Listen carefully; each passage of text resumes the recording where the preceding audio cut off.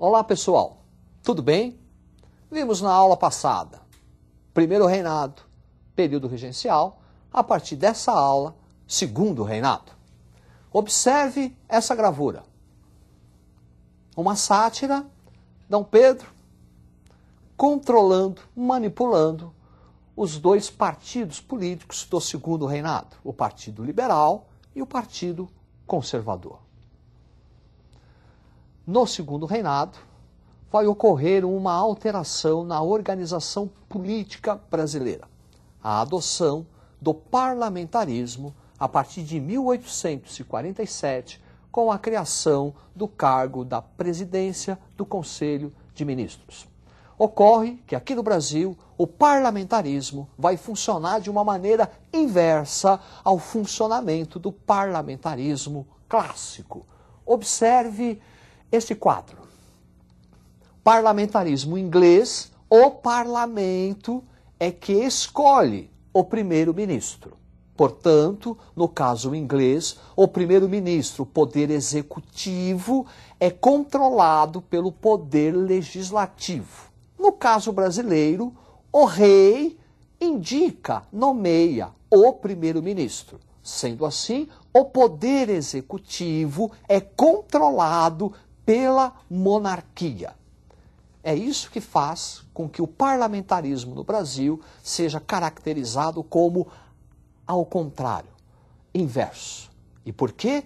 Não esqueça, a Constituição brasileira estabelece 4 poderes. Portanto, é pelo poder moderador que o rei pode nomear e demitir o primeiro-ministro, caracterizando a inversão. Também, no segundo reinado, nós vamos ter questões envolvendo o Brasil e a Inglaterra, o Brasil e países latinos. Primeiro, vamos analisar as tensões entre Brasil e Inglaterra. Observe o quadro. Tensões anglo-brasileiras. 1844, Tarifa Alves Branco. Representa o fim dos privilégios ingleses aqui no Brasil. Aqueles privilégios comerciais que os ingleses tinham desde 1810. Por conta disso, como resposta a isso, em 1845, Bill Aberdeen, que é uma medida da Inglaterra para coibir e proibir o tráfico negreiro. Qualquer navio brasileiro suspeito do tráfico negreiro, a partir de 1845, poderia ser aprisionado pelos ingleses.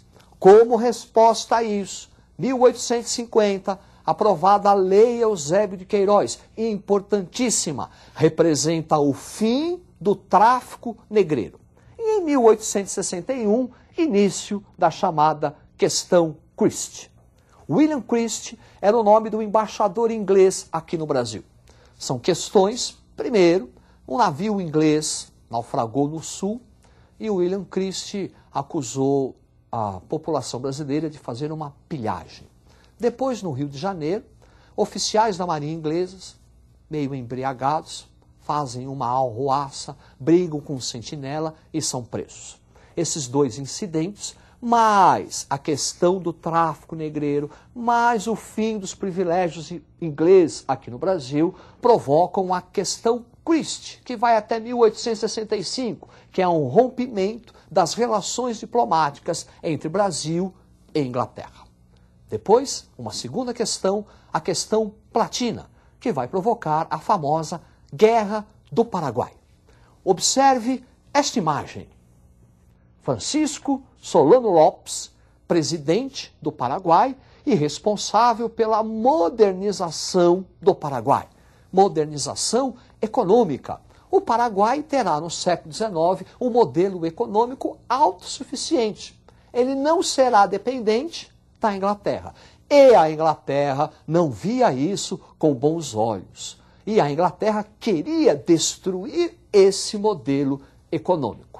E a oportunidade virá com a famosa Guerra do Paraguai. Observe o quadro. Guerra do Paraguai, 1864, 1870. Causas: a expansão e o desenvolvimento econômico do Paraguai, a intervenção brasileira na região na região do Prata, o que hoje é Argentina e Uruguai, os interesses da Inglaterra em destruir o modelo econômico do Paraguai e a formação da Tríplice Aliança: Brasil, Argentina e Uruguai contra o Paraguai e com o apoio da Inglaterra. O resultado, vitória da Tríplice Aliança no campo militar, porque economicamente quem se beneficiou da guerra foi a Inglaterra. Conseguiu mais um mercado consumidor, conseguiu mais um dependente do seu capitalismo. Também no segundo reinado, nós vamos observar a atividade, a expansão da atividade cafeeira. Observe o mapa. Aí está a expansão do café.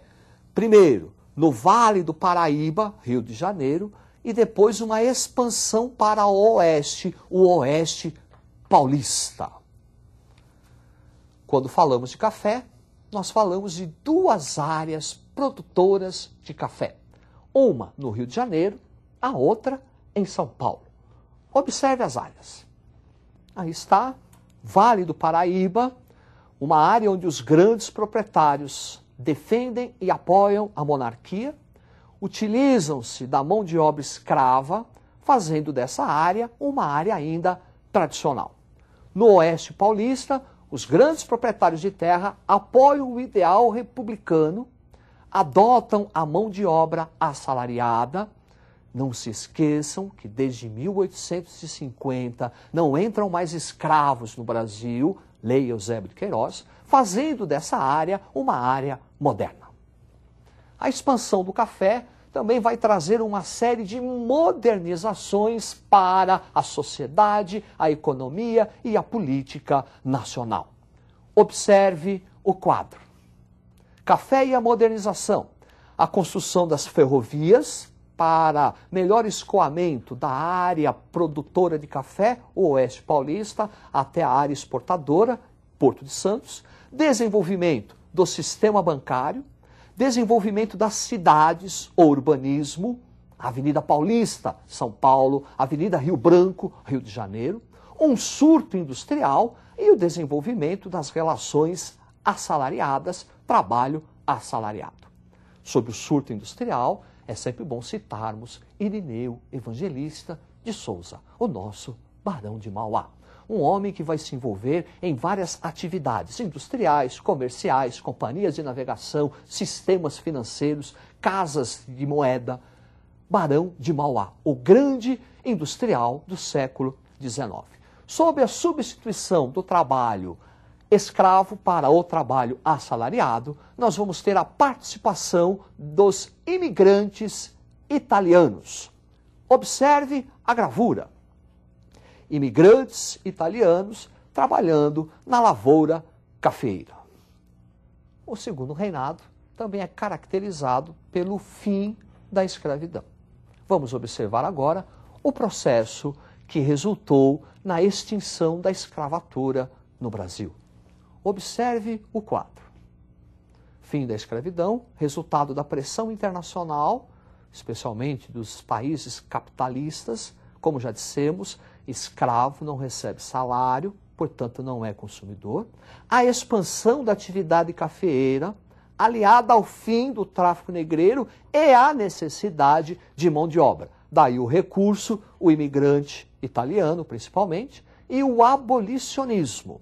Sobre o abolicionismo, nós vamos ter uma série de legislações. Primeiro, a Lei do Ventre Livre, 1871, Lei dos Sexagenários, 1885, e Lei Áurea, 1888. Lei Áurea, que acabou com a escravidão no Brasil, 13 de maio de 1888. Não representou uma melhora na vida do negro. Deixou de ser escravo e virou um marginal, pois não foi dada a oportunidade ao trabalho, à saúde, ao lazer, à habitação. De escravo, passou a ser um marginal. Ainda no segundo reinado, nós vamos ter o chamado movimento republicano, que vai contribuir para a queda do Segundo Reinado.